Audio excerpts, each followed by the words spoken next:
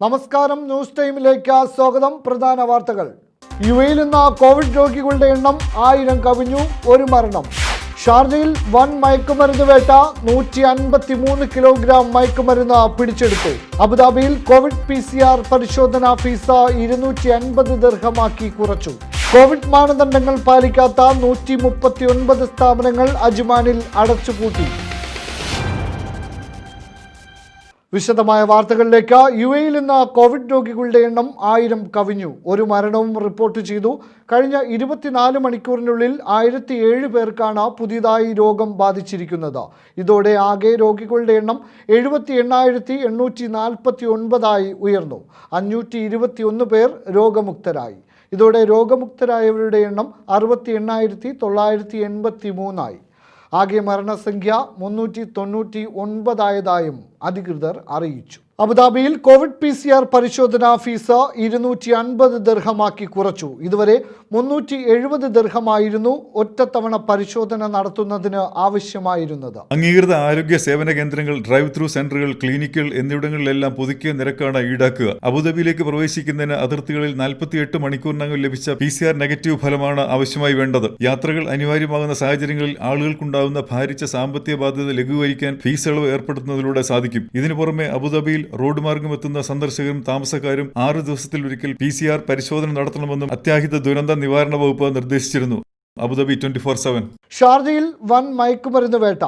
63 million ദിർഹം വിലമതിക്കുന്ന 153 kilogram മയക്കുമരുന്നാണ് പിടിച്ചെടുത്തത്.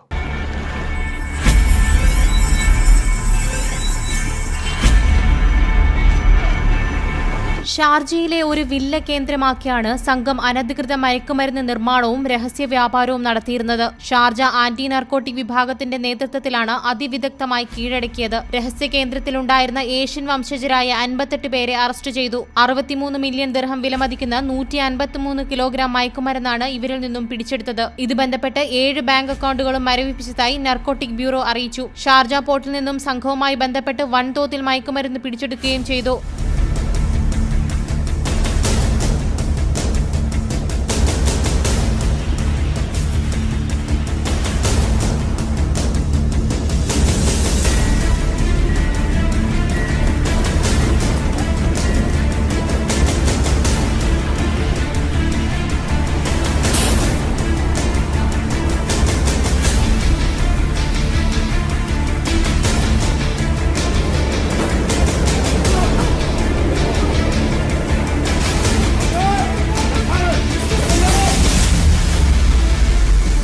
തുറമുഖത്തെ ചെറുബോട്ടിൽ മത്സ്യങ്ങൾ നിറച്ച പെട്ടിയിൽ നിന്നുമാണ് മയക്കുമരുന്ന് കണ്ടെത്തിയത്. ആന്റി നാർക്കോട്ടിക് വിഭാഗം നൽകിയ സൂചന അനുസരിച്ച് ഷാർജ പോലീസ് ജനറൽ ഡയറക്ടറേറ്റ് നടത്തിയ 7/7 എന്ന പേരിൽ നടത്തിയ ഓപ്പറേഷനിലൂടെയാണ് ഈ ആസൂത്രിത സംഘത്തെ പിടികൂടിയത്. അബുദാബി 24/7. ദുബായ് കിരീടാവകാശി Sheikh Hamdan bin Mohammed Dubai മെട്രോയുടെ എക്സ്പോ 2020 സൈറ്റിലേക്കുള്ള പുതിയ പാതയിലൂടെ സന്ദർശനം നടത്തി. ദുബായ് നഗരത്തിന്റെ പൊതുഗതാഗത സംവിധാനത്തിന്റെ നട്ടെല്ലായ ദുബായ് മെട്രോ അതിവേഗം വികസനം നടപ്പിലാക്കുന്ന മുൻനിര രാജ്യങ്ങളുടെ പട്ടികയിലേക്ക് ദുബായ് നഗരത്തെ പിടിച്ചുയർത്തിയതായി ഷെയ്ഖ് ഹംദാൻ ബിൻ മുഹമ്മദ് അഭിപ്രായപ്പെട്ടു. ജബലലിയിൽ നിന്നും 15 കിലോമീറ്റർ നീളുന്ന പുതിയ പാതയ്ക്ക് 11 ബില്യൺ ദിർഹമാണ് പദ്ധതി ചിലവായി കണക്കാക്കുന്നത്. കോവിഡ് പോസിറ്റീവ് ആയവരുമായി ഏതെങ്കിലും തരത്തിൽ ഇടപഴകിയാൽ 14 ദിവസത്തെ നിർബന്ധിത ക്വാറന്റൈൻ. അബുദാബി ആരോഗ്യ പ്രതിരോധ മന്ത്രാലയമാണ് ഇക്കാര്യം അറിയിച്ചത്. കോവിഡ് വ്യാപനം തടയുന്നതിന് ഇത് അനിവാര്യമായതുകൊണ്ടാണ് മന്ത്രാലയത്തിന്റെ പുതിയ തീരുമാനം. ക്വാറന്റൈൻ നിയമം പാലിക്കാത്തതും വിവാഹം, മരണം ഉൾപ്പെടെ വിവിധ സന്ദർഭങ്ങളിൽ കൂട്ടം കൂടുന്നതുമെല്ലാം രോഗവ്യാപനത്തിന് കാരണമാകുന്നുണ്ടെന്ന് ആരോഗ്യവകുപ്പ് വക്താവ് ഡോക്ടർ ഫരീദ അൽ ഹൊസാനി പറഞ്ഞു. നിലവിലെ കണക്കനുസരിച്ച് രോഗം ബാധിച്ചവരിൽ 62% പുരുഷന്മാരും 38% വനിതകളുമാണ്. വിദേശത്ത് നിന്ന് എത്തിയവർ ക്വാറന്റൈൻ നിയമം പാലിക്കാത്തതാണ് കഴിഞ്ഞ 2 ആഴ്ച കോവിഡ് കേസുകളുടെ എണ്ണം 12% വർദ്ധിക്കാൻ കാരണമെന്നും അവർ സൂചിപ്പിച്ചു. സ്കൂൾ തുറക്കുന്നതിന് മുന്നോടിയായി നടത്തിയ നിർബന്ധിത കോവിഡ് പരിശോധനയിൽ 10% പേർക്ക് രോഗം സ്ഥിരീകരിച്ചിരുന്നു. അത്യാവശ്യത്തിന് മാത്രം പുറത്തുപോകുന്നവർ മാസ്ക് ധരിക്കുക, കൈകൾ ഇടയ്ക്കിടെ ശുചിയാക്കുക തുടങ്ങിയവ പാലിക്കണമെന്നും ഓർമ്മിപ്പിച്ചു. ചില ഷോപ്പിംഗ് മാളുകളും നിയമം ലംഘിച്ചതായി കണ്ടെത്തി. രോഗം സ്ഥിരീകരിച്ചവർ രോഗം ഇല്ലാത്തയാളുമായി ഇടകലർന്നു കഴിയുന്നതും രോഗപകർച്ചയ്ക്ക് കാരണമാകുന്നതായി ചൂണ്ടിക്കാട്ടി. നിയമലംഘകർക്ക് കർശന ശിക്ഷ ലഭിക്കുമെന്നും അധികൃതർ അറിയിച്ചു. അബുദാബി 24/7. 12 വയസ്സിന് മുകളിലുള്ള സ്കൂൾ വിദ്യാർത്ഥികൾക്ക് അബുദാബിയിൽ സൗജന്യ കോവിഡ് പരിശോധന നടത്തുമെന്ന് വിദ്യാഭ്യാസ വിജ്ഞാന വകുപ്പ് അറിയിച്ചു. പരിശോധനയിൽ നെഗറ്റീവായ വിദ്യാർത്ഥികൾക്ക് മാത്രമേ സ്കൂളിലേക്ക് പ്രവേശനമുണ്ടാവുകയുള്ളൂ. കുട്ടികൾക്ക് 2 ആഴ്ചയിൽ ഒരിക്കൽ കോവിഡ് പരിശോധന വേണമെന്ന നിബന്ധന രക്ഷിതാക്കളിൽ ആശങ്ക സൃഷ്ടിച്ചിരുന്നു. കോവിഡ് പരിശോധനാ ചെലവ് സർക്കാർ വഹിക്കുമെന്ന പ്രഖ്യാപനം രക്ഷിതാക്കൾക്ക് ആശ്വാസമായി. അബുദാബി ആരോഗ്യ സേവന വിഭാഗമായ സേഗയുടെ കീഴിലുള്ള ആശുപത്രികളിലും അതാത് സ്കൂളിലും കോവിഡ് പരിശോധനയ്ക്ക് സൗകര്യമൊരുക്കും. ഈ വിഭാഗം വിദ്യാർത്ഥികൾ സ്കൂളിൽ എത്തുന്നതിന് മുമ്പ് പരിശോധന പൂർത്തിയാക്കുമെന്നും അഡക് വ്യക്തമാക്കി. രോഗലക്ഷണം കണ്ടെത്തുന്നവർ 14 ദിവസം ക്വാറന്റൈനിൽ കഴിയണം. രോഗം സ്ഥിരീകരിക്കുന്നവരെ ആശുപത്രികളിലേക്ക് മാറ്റും. വീണ്ടും പരിശോധന നടത്തി നെഗറ്റീവ് സർട്ടിഫിക്കറ്റ് ലഭിച്ചാലേ സ്കൂളുകളിലേക്ക് പ്രവേശിപ്പിക്കൂ. വിദേശത്ത് നിന്ന് എത്തുന്ന വിദ്യാർത്ഥികളും 14 ദിവസം സ്വയം നിരീക്ഷണത്തിൽ കഴിയണം. എന്നാൽ ഇവർക്ക് ഓൺലൈൻ ക്ലാസുകളിൽ ഹാജരാകാം. കോവിഡ് ലക്ഷണമുള്ളവരെ സ്കൂളുകളിലേക്ക് അയക്കില്ലെന്ന് രക്ഷിതാക്കൾ രേഖാമൂലം എഴുതി നൽകണം. ഈ മാസാവസാനമോ ഒക്ടോബർ ആദ്യവാരമോ ഹൈസ്കൂൾ വിദ്യാർത്ഥികളെയും സ്കൂളിൽ എത്തിക്കാനാകുമെന്നാണ് പ്രതീക്ഷയെന്നും അഡക് വ്യക്തമാക്കി. KG മുതൽ 5ാം ക്ലാസ് വരെ 4 മുതൽ 11 വരെ പ്രായമുള്ള വിദ്യാർത്ഥികൾക്ക് കഴിഞ്ഞ മാസം 30-ന് സ്കൂളുകൾ തുറന്നിരുന്നു. ഈ വിഭാഗത്തിലെ കുട്ടികൾക്ക് കോവിഡ് പരിശോധന നിർബന്ധമില്ല. മാസ്ക് ധരിക്കുക, അകലം പാലിക്കുക, ഇടയ്ക്കിടെ കൈകൾ സാനിറ്റൈസർ ഉപയോഗിച്ച് വൃത്തിയാക്കുക, കൂട്ടം കൂടാതിരിക്കുക തുടങ്ങിയ നിബന്ധനകളും നേരിട്ട് പഠിക്കാനെത്തുന്ന വിദ്യാർത്ഥികൾ പാലിച്ചിരിക്കണം. ഓരോ ദിവസവും വിദ്യാർത്ഥികളുടെ ശരീരോഷ്മാവും പരിശോധിക്കും. അബുദാബി 24/7. വിസ റദ്ദാക്കി രാജ്യം വിടുന്നവരും സ്പോൺസർഷിപ്പ് മാറ്റുന്നവരും UAE തിരിച്ചറിയൽ കാർഡ് എമിഗ്രേഷന് കൈമാറണമെന്ന് അധികൃതർ. വിസ റദ്ദാക്കാനുള്ള അപേക്ഷയോടൊപ്പം തിരിച്ചറിയൽ കാർഡും സമർപ്പിക്കണമെന്നാണ് പുതിയ നിർദ്ദേശം. പുതിയ വിസയിലേക്ക് മാറുകയാണെങ്കിൽ തിരിച്ചറിയൽ കാർഡ് മാറ്റി വാങ്ങണം. കാർഡിന്റെ കാലാവധി തീർന്നാൽ 30 ദിവസത്തിനകം പുതുക്കണം. ഇല്ലെങ്കിൽ വൈകിയ ഓരോ ദിവസത്തിനും 20 ദിർഹം വീതം പിഴ ചുമത്തും. പ്രതിമാസം പിഴയിനത്തിൽ 1000 ദിർഹം വരെ ഈടാക്കാൻ വ്യവസ്ഥയുണ്ട്. വിസ കാലാവധി തീരും മുൻപ് federal authority four identity and citizenship mobile സന്ദേശം അയക്കും. കാർഡ് നഷ്ടപ്പെടുകയോ ഉപയോഗശൂന്യമാവുകയോ ചെയ്താൽ അധികൃതരെ വിവരമറിയിക്കണം. ഒരു വ്യക്തിയുടെ ഔദ്യോഗിക രേഖയായ തിരിച്ചറിയൽ കാർഡ് കമ്പനികൾക്കോ സ്ഥാപനങ്ങൾക്കോ പിടിച്ചുവെക്കാൻ അവകാശമില്ലെന്നും നിയമ നടപടി നേരിടേണ്ടി വരുമെന്നും അധികൃതർ വ്യക്തമാക്കി. അബുദാബി 24/7. അമിത ജല ഉപയോഗം കണ്ടെത്തി തടയാനായി ആപ്ലിക്കേഷൻ ഒരുക്കി Dubai electricity and water authority. വെള്ളത്തിന്റെ അമിത ഉപയോഗം തടയാൻ ലക്ഷ്യമിട്ടാണ് ദേവ ആപ്പ് വഴി പുതിയ സജ്ജീകരണം ഒരുക്കിയിരിക്കുന്നത്. താമസ സ്ഥലങ്ങളിലെയും സ്ഥാപനങ്ങളിലെയും ജലനഷ്ടം തടയാനാണ് പുതിയ സംവിധാനം Dubai electricity and water authority സജ്ജമാക്കിയത്. ബിൽ കൂടാൻ കാരണം വെള്ളം ചോർച്ചയാണെങ്കിൽ ഉപഭോക്താക്കളുടെ മൊബൈലിൽ മുന്നറിയിപ്പ് സന്ദേശമെത്തും. അസാധാരണമാം വിധം ഉപഭോഗം കൂടുമ്പോഴാണ് മൊബൈൽ വഴി മുന്നറിയിപ്പ് നൽകുന്നത്. മൊബൈൽ ഉപയോഗവും വൈദ്യുതി ഉപയോഗവും ജല ഉപയോഗവും തരംതിരിച്ചറിയാനുള്ള സംവിധാനവും ആപ്പിൽ ഒരുക്കിയിട്ടുണ്ട്. അതേസമയം ജലം അമിതമായി പാഴാക്കുന്നത് തടയാൻ എല്ലാവരും ശ്രദ്ധിക്കണമെന്ന് ദിവ strategy and government communication executive vice president Khawla al Moheri പറഞ്ഞു. മീറ്റർ വരെയുള്ള ഭാഗങ്ങളിൽ തകരാർ കണ്ടെത്തുന്നതിനും പരിഹരിക്കുന്നതിനും ദിവ ഉദ്യോഗസ്ഥർക്ക് കഴിയും. എന്നാൽ അതിനുശേഷമുള്ള പൈപ്പുകളിലെ വെള്ളം ചോരുന്നത് ഉപഭോക്താക്കളാണ് ശ്രദ്ധിക്കേണ്ടതെന്നും അദ്ദേഹം പറഞ്ഞു. ഉപഭോഗം കൂടുന്നവർക്ക് മൊബൈൽ വഴി മുന്നറിയിപ്പ് നൽകുന്നത് ഉപഭോക്താക്കൾ ഗുണം ചെയ്യുമെന്നും ഉന്നത നിലവാരമുള്ള പൈപ്പുകൾ മാത്രം ഉപയോഗിക്കണമെന്നും ദിവ ഉപഭോക്താക്കൾക്കായി പ്രത്യേക ഓഫറുകൾ കമ്പനികൾ നൽകുന്നുണ്ടെന്നും അധികൃതർ അറിയിച്ചു. അബുദാബി 24/7. അബുദാബിക്കും റാസൽ ഖൈമയ്ക്കും പിന്നാലെ ഷാർജയിലും ക്രിസ്തീയ ദേവാലയങ്ങൾ തുറന്നു. ആകെ ശേഷിയുടെ 50% വിശ്വാസികൾക്കാണ് പ്രവേശനാനുമതി. 12 വയസ്സിൽ താഴെയുള്ള കുട്ടികൾക്കും 60 വയസ്സിന് മുകളിലുള്ളവർക്കും പ്രവേശനം അനുവദിക്കില്ല. പ്രാർത്ഥന കഴിഞ്ഞാൽ സാമൂഹിക അകലം പാലിച്ചുകൊണ്ട് വിശ്വാസികൾ പള്ളി പരിസരത്ത് നിന്ന് ഉടൻ പുറത്തു പോകണം. കർശനമായ കോവിഡ് സുരക്ഷാ മാനദണ്ഡങ്ങൾ പാലിച്ചാണ് ദേവാലയങ്ങൾ തുറക്കുന്നത്. കേരളത്തിലെ ഇന്നത്തെ ഏറ്റവും പ്രധാന 10 വാർത്തകളുമായി ടോപ്പ് 10 ന്യൂസിലൂടെ അബ്ദുൽ ജമീഷ് ചേരുന്നു. സ്വാഗതം. ഇന്നത്തെ 10 പ്രധാനപ്പെട്ട കേരള വാർത്തകൾ. സ്വർണ്ണക്കടത്ത് കേസുമായി ബന്ധപ്പെട്ട എൻഫോഴ്സ്മെന്റ് ഡയറക്ടറേറ്റ് ചോദ്യം ചെയ്ത മന്ത്രി KT ജലീൽ രാജിവെക്കണമെന്നാവശ്യപ്പെട്ട് സംസ്ഥാനമൊട്ടാകെ വ്യാപക പ്രതിഷേധം. സെക്രട്ടേറിയറ്റിലേക്ക് യുവമോർച്ച യൂത്ത് ലീഗ് പ്രവർത്തകർ സംഘടിപ്പിച്ച പ്രതിഷേധങ്ങൾ വലിയ സംഘർഷത്തിൽ കലാശിച്ചു. പ്രതിഷേധക്കാർക്ക് നേരെ പോലീസ് ലാത്തി വീശുകയും കണ്ണീർവാതകവും ജലപീരങ്കിയും പ്രയോഗിക്കുകയും ചെയ്തു. BJP നേതാവ് B ഗോപാലകൃഷ്ണൻ ഉൾപ്പെടെ നിരവധി പ്രവർത്തകർക്ക് പരിക്കേറ്റു. 5 തവണയാണ് യുവമോർച്ച പ്രവർത്തകർക്ക് നേരെ പോലീസ് ജലപീരങ്കി പ്രയോഗിച്ചത്. തലസ്ഥാനം യുദ്ധക്കളമായി മാറി. മതഗ്രന്ഥങ്ങൾ തിരിച്ചയക്കാൻ തയ്യാറാണ് എന്ന് എൻഫോഴ്സ്മെന്റിന്റെ ചോദ്യം ചെയ്യലിൽ മന്ത്രി KT ജലീൽ. മതഗ്രന്ഥങ്ങൾ വിതരണം ചെയ്തത് തെറ്റാണ് എന്ന് കരുതുന്നില്ലെന്നും സ്വപ്നയും സരിത്തുമായി നടത്തിയ കൂടിക്കാഴ്ച ഔദ്യോഗിക മാത്രമാണ് എന്നും മന്ത്രി പറഞ്ഞു. മതഗ്രന്ഥം വിതരണം ചെയ്ത സംഭവം, സ്വപ്നയടക്കം കോൺസുലേറ്റുമായി ബന്ധപ്പെട്ടവരുമായി മന്ത്രിക്കുള്ള പരിചയം, അദ്ദേഹത്തിന്റെ ആസ്തിവകകൾ തുടങ്ങിയവ സംബന്ധിച്ചായിരുന്നു പ്രധാനമായും ചോദ്യം ചെയ്യൽ നടന്നത് എന്നാണ് റിപ്പോർട്ട്. അതിനിടെ ജലീലിനെ ന്യായീകരിച്ച മന്ത്രിമാരായ കടകംപള്ളി സുരേന്ദ്രനും MM മണിയും രംഗത്തെത്തി. ഒരു മന്ത്രിയെ ചോദ്യം ചെയ്യുന്നത് ഇത്ര വലിയ വിഷയമാണോ എന്നാണ് കടകംപള്ളി സുരേന്ദ്രൻ പ്രതികരിച്ചത്. ജലീൽ തെറ്റ് ചെയ്തതായി കരുതുന്നില്ല എന്നാണ് മന്ത്രി MM മണി പറഞ്ഞത്. ശിവശങ്കറിനും ജയരാജനും ബാധകമായ നിയമം KT ജലീലിനും ബാധകമല്ലേ എന്ന് മുഖ്യമന്ത്രി മറുപടി പറയേണ്ടതുണ്ടെന്ന് മുസ്ലിം ലീഗ് നേതാവ് PK കുഞ്ഞാലിക്കുട്ടി. സത്യം വിജയിക്കുമെന്ന് പറഞ്ഞ മന്ത്രി KT ജലീൽ എന്താണ് എൻഫോഴ്സ്മെന്റ് ഡയറക്ടറേറ്റ് തന്നോട് ചോദിച്ചത് എന്ന് വിശദീകരിക്കാൻ തയ്യാറാകണമെന്ന് BJP സംസ്ഥാന അധ്യക്ഷൻ K സുരേന്ദ്രൻ. EP ജയരാജനെ മാറ്റി നിർത്തിയ മുഖ്യമന്ത്രി KT ജലീലിനെ എന്തുകൊണ്ട് മാറ്റി നിർത്തുന്നില്ല എന്ന ചോദ്യവുമായി ഷാഫി പറമ്പിൽ MLA. ജലീൽ രാജിവെച്ചാൽ മാത്രം പോരാ, പകരം രാഷ്ട്രീയ ക്വാറന്റൈനിൽ പോകണമെന്ന് യൂത്ത് ലീഗ് സംസ്ഥാന ജനറൽ സെക്രട്ടറി PK ഫിറോസ്. പച്ചക്കള്ളം ഉളുപ്പില്ലാതെ പറയുന്ന മന്ത്രിയാണ് KT ജലീൽ എന്ന രമേശ് ചെന്നിത്തല. അതിനിടെ എൻഫോഴ്സ്മെന്റിനെതിരെ CPM സെക്രട്ടേറിയറ്റ് രംഗത്തെത്തി. മന്ത്രിയെ ചോദ്യം ചെയ്ത വിവരം പരസ്യപ്പെടുത്തിയത് അസാധാരണമെന്ന് CPM വ്യക്തമാക്കി. സ്വർണ്ണക്കടത്ത് കേസിൽ മന്ത്രി KT ജലീലിനെയും ബിനീഷ് കോടിയേരിയെയും ചോദ്യം ചെയ്തതോടെ കേസിന്റെ അടുത്ത ഘട്ടത്തിലേക്ക് അന്വേഷണ ഏജൻസികൾ. ഇരുവരിൽ നിന്നും പ്രാഥമിക വിവരങ്ങൾ മാത്രം തേടിയതിനാൽ വീണ്ടും ചോദ്യം ചെയ്യാൻ വിളിപ്പിക്കും. മന്ത്രിസഭാംഗത്തെ ചോദ്യം ചെയ്തത് സർക്കാരിന്റെ നെഞ്ചെടുപ്പ് വർദ്ധിപ്പിച്ചിട്ടുണ്ട്.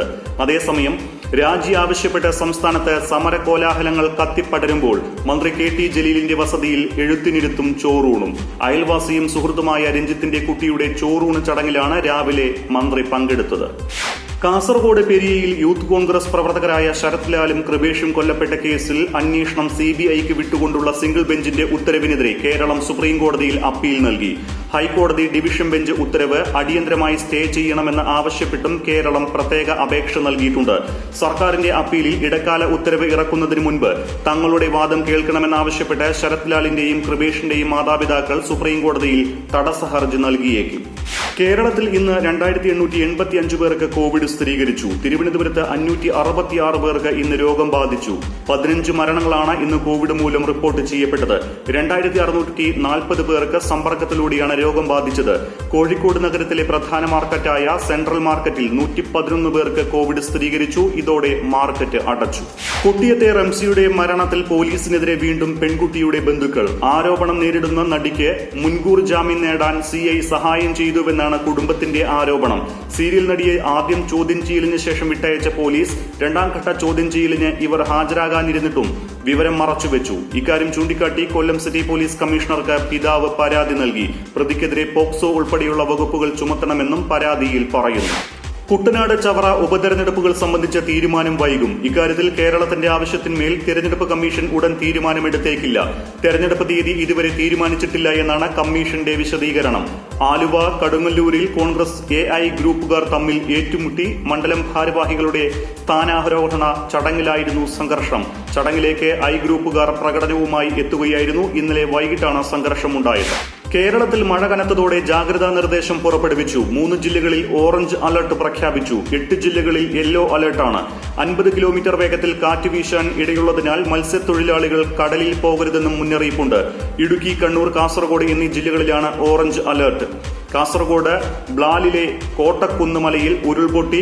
മലവെള്ളപ്പാച്ചിലിൽ കല്ലും മണ്ണും ജനവാസ കേന്ദ്രങ്ങളിലേക്ക് ഒലിച്ചിറങ്ങി. ആളപായമോ കാര്യമായ നാശനഷ്ടമോ ഇല്ല. ബ്ലാൽ രാജപുരം റോഡിൽ വാഹന ഗതാഗതം തടസ്സപ്പെട്ടു. ആറ്റിങ്ങൽ കഞ്ചാവ് കേസിലെ മുഖ്യപ്രതി പിടിയിലായി. ചിറയൻകീഴ് മുട്ടപ്പലം സ്വദേശി ജയൻ എന്ന് വിളിക്കുന്ന ജയചന്ദ്രൻ നായരാണ് അറസ്റ്റിലായത്. എക്സൈസ് പ്രത്യേക അന്വേഷണ സംഘമാണ് ഇയാളെ അറസ്റ്റ് ചെയ്തത്. അതിനിടെ കഞ്ചാവ് കടത്താൻ നേതൃത്വം നൽകിയ രാജ്യമെങ്ങും അന്വേഷണ ഏജൻസികൾ തിരയുന്ന ആളുടെ ചിത്രം പുറത്ത്. രാജ്യം മുഴുവൻ നീളുന്ന ലഹരി മരുന്ന് ശൃംഖലയുള്ള പഞ്ചാബ് സ്വദേശി രാജു ഭായിയുടെ ചിത്രമാണ് പുറത്തായിരിക്കുന്നത്. അതേസമയം വെഞ്ഞാറമൂട് ഇരട്ടക്കൊലക്കേസിൽ പ്രതികളെ വിവിധ സ്ഥലങ്ങളിൽ എത്തിച്ച് പോലീസ് തെളിവെടുത്തു.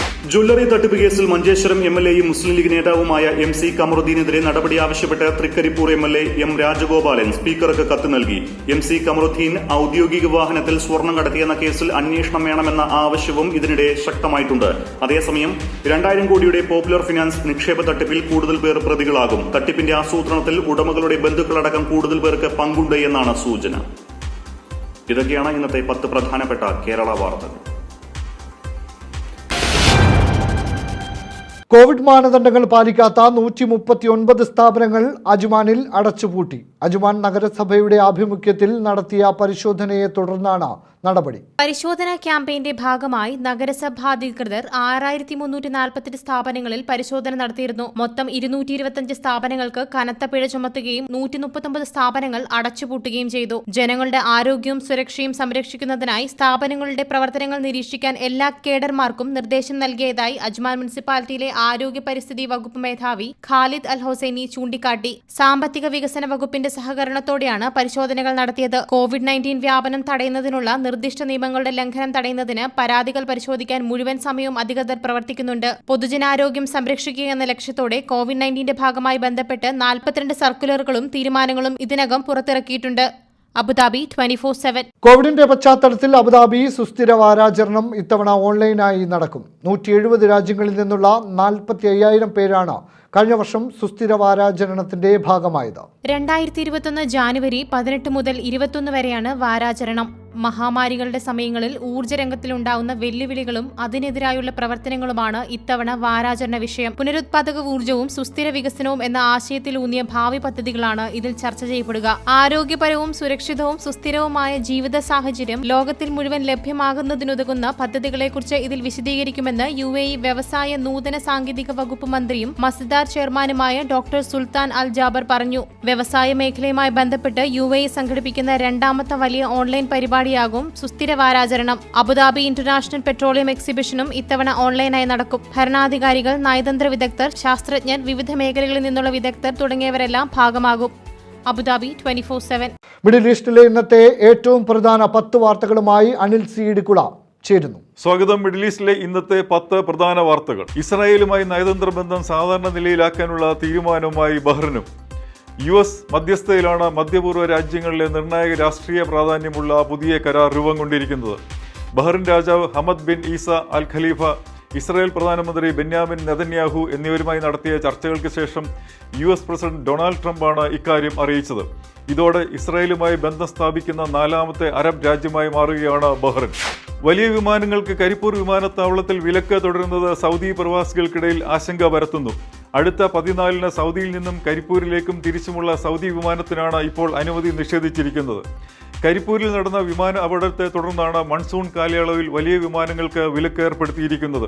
ഇതിനെതിരെ വ്യാപകമായ പ്രതിഷേധമാണ് സേവ് കരിപ്പൂർ മൂവ്മെന്റ് ഉയർത്തുന്നത്. Saudi rail, Saudi post, civil aviation എന്നിവ ഉൾപ്പെടെ സൗദിയിലെ 10 പൊതുമേഖലാ സ്ഥാപനങ്ങൾ സ്വകാര്യവൽക്കരിക്കാൻ നീക്കം ആരംഭിച്ചു. ഊർജം, വ്യവസായം, ജലം, കൃഷി, പരിസ്ഥിതി, തൊഴിൽ, ഹജ്ജ്, ഉംറ, ടെലികമ്മ്യൂണിക്കേഷൻസ്, ഭവന നിർമ്മാണം തുടങ്ങിയ പൊതുമേഖലാ സ്ഥാപനങ്ങളാണ് സ്വകാര്യവൽക്കരണ പട്ടികയിലുള്ളത്. ആരോഗ്യം, വിദ്യാഭ്യാസം, പൊതുഗതാഗതം, തുറമുഖങ്ങൾ, സൗദി എയർലൈൻസ് തുടങ്ങിയ പ്രധാന സ്ഥാപനങ്ങളും സ്വകാര്യവൽക്കരണ പട്ടികയിലാണ് ഉൾപ്പെടുത്തിയിട്ടുള്ളത്. യാത്രയിലുടനീളം വൈഫൈ സേവനം നൽകുന്ന ഏറ്റവും കൂടുതൽ വിമാനങ്ങളുള്ള വിമാന കമ്പനിയായി ഖത്തർ എയർവേസ് മാറുന്നു. 100ാമത്തെ വിമാനത്തിലും ഖത്തർ എയർവേസ് വേഗമേറിയ ഇന്റർനെറ്റ് ബ്രോഡ്ബാൻഡ് സേവനം ഒരുക്കിയാണ് ഈ നേട്ടം കരസ്ഥമാക്കിയത്.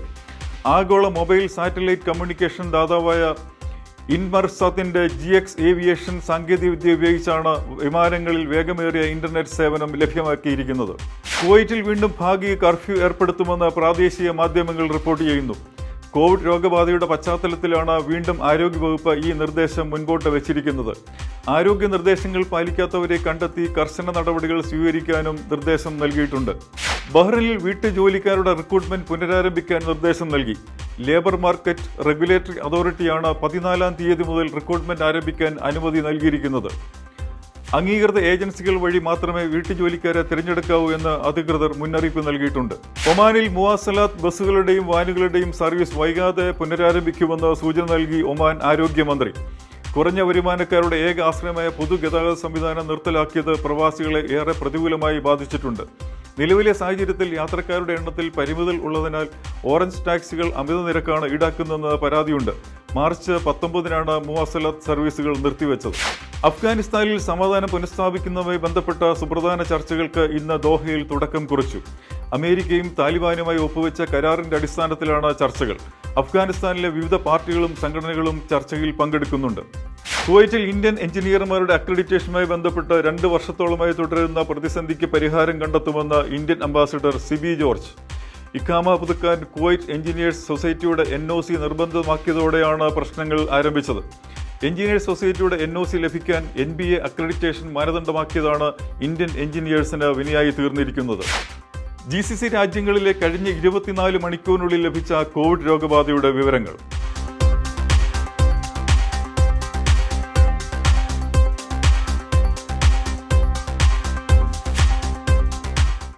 സമൂഹ മാധ്യമങ്ങളിൽ ശ്രദ്ധ നേടി മഴപ്പൂക്കൾ എന്ന സംഗീതാൽബം. പ്രണയവും മഴയുമാണ് സംഗീതാൽബത്തിൽ പ്രമേയമാകുന്നത്.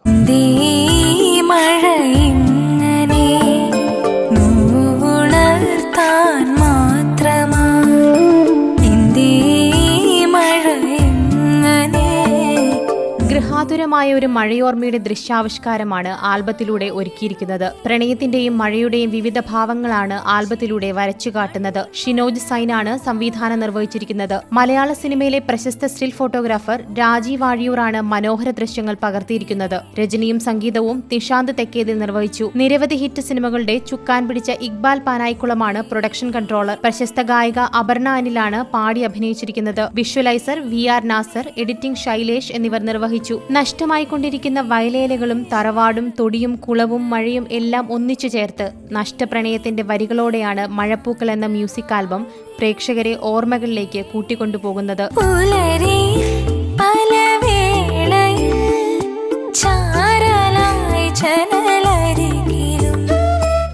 അബുദാബി 24/7. UAE ഇന്നത്തെ കാലാവസ്ഥ പരിശോധിക്കാം.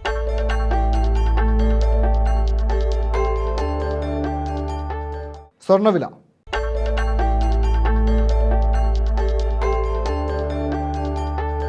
വിനിമയ നിരക്കുകൾ.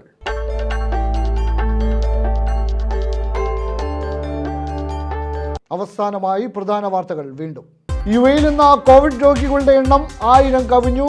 ഒരു മരണം. ഷാർജയിൽ വൻ മയക്കുമരുന്ന് വേട്ട. 153 കിലോഗ്രാം മയക്കുമരുന്ന് പിടിച്ചെടുത്തു. അബുദാബിയിൽ കോവിഡ് PCR പരിശോധനാ ഫീസ് 250 ദിർഹമാക്കി കുറച്ചു. കോവിഡ് മാനദണ്ഡങ്ങൾ പാലിക്കാത്ത 139 സ്ഥാപനങ്ങൾ അജ്മാനിൽ അടച്ചുപൂട്ടി. ഈ വാർത്താ ബുള്ളറ്റിൻ ഇവിടെ പൂർണ്ണമാകുന്നു. വിശദമായ വാർത്തകൾക്ക് www.abudabi247.tv എന്ന വെബ്സൈറ്റ് സന്ദർശിക്കാം. നമസ്കാരം.